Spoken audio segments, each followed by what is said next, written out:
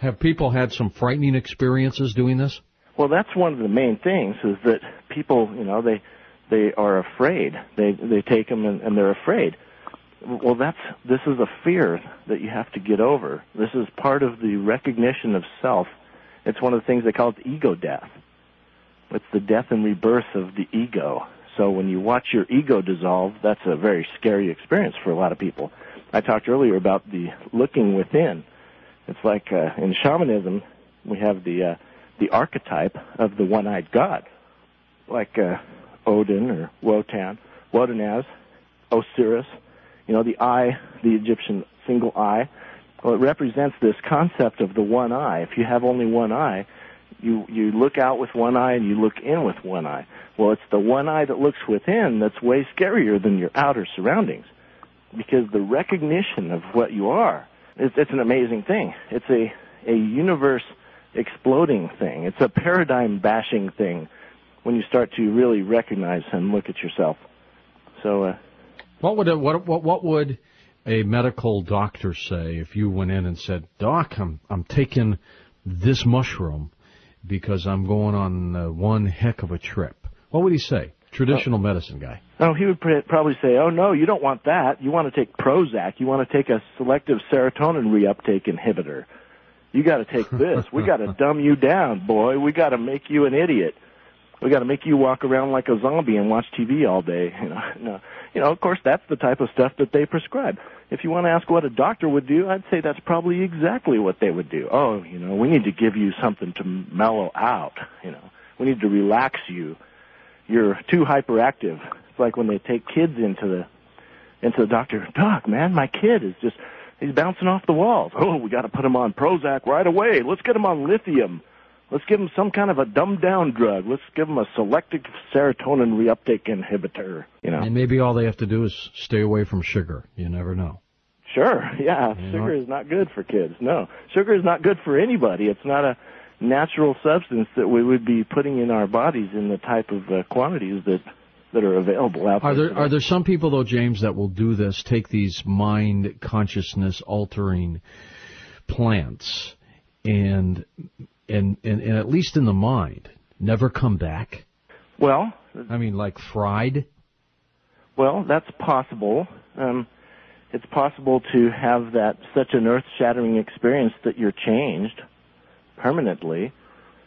Usually it's for the better. But would it ever put you in a physical coma or anything like that? Well, no. Psychedelics aren't going to put you in a physical coma. I've never heard of anything like that, so no. Or you won't roll over and die of a heart attack or something? Well, no. Why would you die of a heart attack from a psychedelic? Hell, I don't know. I've never tried a psychedelic before. Yeah. So. Well, looking at it, chemical-wise, no. You could say we're talking about psilocybin mushrooms. You could fit as much as you could in your stomach, going out and eating them fresh. Stuff your stomach completely full of them, and you're not going to overdose. Not a chance. But you'll have one heck of a ride, I'm sure. I'm sure you'll have a good time, I think, yeah. Absolutely. But now this is, Now, let me ask you this. So, how old are you? I'm 40. Okay, you're 40. All right. You might have been too young during the 70s. You were probably 10 years old then, I would guess, right? So you missed that craze. I missed some of it. Mm-hmm. But I actually, I started early. I was around some very, very intense people from a young age. People that were, college professors and serious thinkers.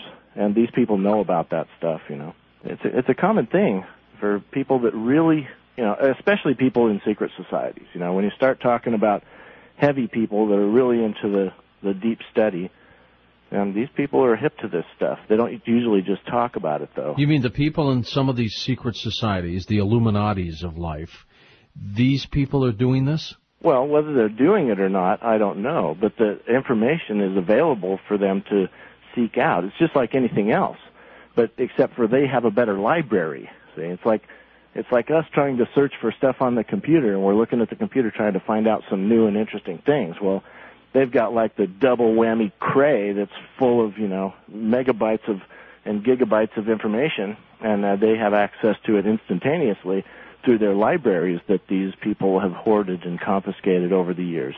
I mean, that's one of the big things, is that the secret societies, what are they? They're groups of people that are out there seeking after information because the information is valuable. So they understand that. So they go out there and they try to get all of the information they can. They've got libraries you wouldn't believe. I've seen them. I've been there. I mean, I'm an initiate in several schools. I'll just go ahead and say it right now. Have animals ever eaten these plants, and what happens to them? Well, even primates have been known to go after psychedelic plants for their psychedelic properties. It's not something that's restricted just to humans, sure. Have you ever seen the movie The Bear? No, I have not. You mean a chimpanzee or a gorilla might do something like this? And all of them do travel off into Never Never Land. Right. Now, in the movie The Bear goes down and finds this mushroom. He's a little bear cub, and he finds this mushroom and eats it, and the movie shows the whole psychedelic trip that he goes on. All right, stay with us. Stay with us. James Arthur, my guest. Continue talking about this story. And I'm going to open up the phone lines for you next hour as well. I'm sure you'll have a question or two for him. I'm George Norrie. This is Coast to Coast AM. James, let's talk a little bit about these plants and their relationships to near-death experiences. Help me out a little bit there. Okay, well, the near-death experience is just one of the simple, basic experiences. It's like kindergarten for psychedelic experience. We talked about earlier about doctors. You asked me what would a doctor tell me. Well, a doctor has a degree, one degree, a degree in poisons. A pharmaceutical doctor can do one thing. He can tell you about synthetic chemicals that are produced to do something. What does a doctor mean to me? A doctor means that he knows about those particular chemicals. I have multiple degrees. I know about far superior chemicals. I would put my pharmacopoeia up against any doctor. And what that means is that the doctor using poisons has no idea what these substances are, but me, through the degrees that I have, being initiated into different things, I know what these things do, which is much more valuable, or at least way as valuable. But, I mean, we're talking about each different degree being a different substance, a different knowledge, a new indigenous culture. What would you do, James, if you had a 15-year-old and he or she said, "Hey, Dad, I want to try some of these mushrooms"? Would you let them? Well, in the first place, I would not even possibly talk about anything about a 15-year-old like that. So that question is, as far as I'm concerned, not a good one. We're talking about something that would be so abhorrent to the criminal justice system. What are you asking me? Am I going to give a 15-year-old psychedelics? How could you even ask that question? Look at it this way. These substances are inside of us naturally. These same substances are in our brains all the time. It's just when we use them from an external source, we make the doors open a little bit further. No, I know, but what I'm saying is, if it's okay for an adult to take it, is it okay for a teenager to take it? Are you asking me again if it's okay for a teenager to take psychedelics? I don't think I can answer that question. Without. You can't or you won't. Why should I answer that question? Are you really that curious about whether or not I think that a 15-year-old should take psychedelics? Absolutely. I'm curious. I'm not curious. I'm not curious. Hold on. I'm not curious about you personally. I'm curious about whether you, as an expert, think that it would be harmful to a 15-year-old. And that's what I'm telling you. The chemicals are in a 15-year-old's brain right now. Every one of them. All of them.